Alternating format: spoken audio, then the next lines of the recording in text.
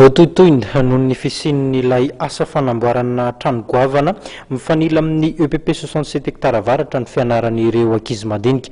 Eo anivon'izany sekoly izany avy hatrany moa dia nanatanteraka hetsika fanairana ireo ray aman-dren'ny mpianatra ny Mpanabe eo anivon'izany sekoly izany.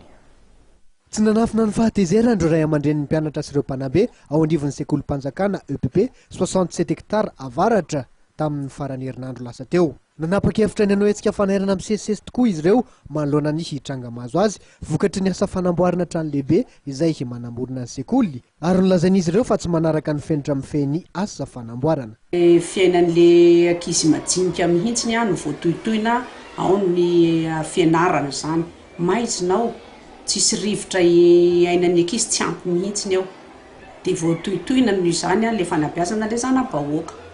Ny ina koa moa izy teo ny paipaika sy ny zavatra menjera ny dobodoboka sy ny menjerazera moa amin'izany tsy lazaina intsony izay mahatonga ny tsy fifatohan-tsainan'ny ankizy. Efa nampiakarina tany anivony ny ambaratonga-pahefanana izao raharaha zao kanefa tsy nahazo valy-mahafa-po hatramin'izao ny talenty sekolim-panjakana ity.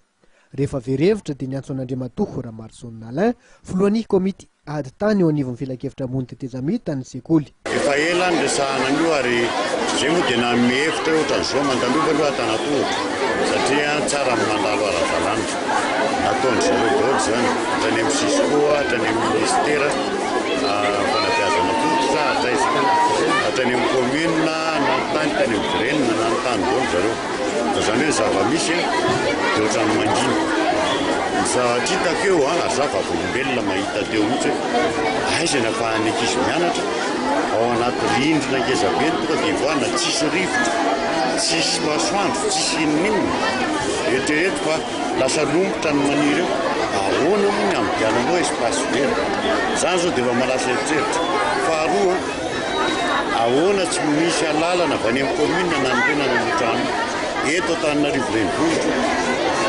tsisy hoe tamin'ny ministera tany aménagement teo aloha zany namely io alalany zany dia jereko zany. Ny antso amin'ny fandraisana andraikitra avy amin'ny tompona andraikitra isan'isana Andriamatoa Ramarson Alain ary nampanantena ny ikaroam-baolana amin'izao olana manohitoana ny fanabeazam-bahoaka arahina tsy fanajana zo sy tsy fankatoavan-dalàna zao.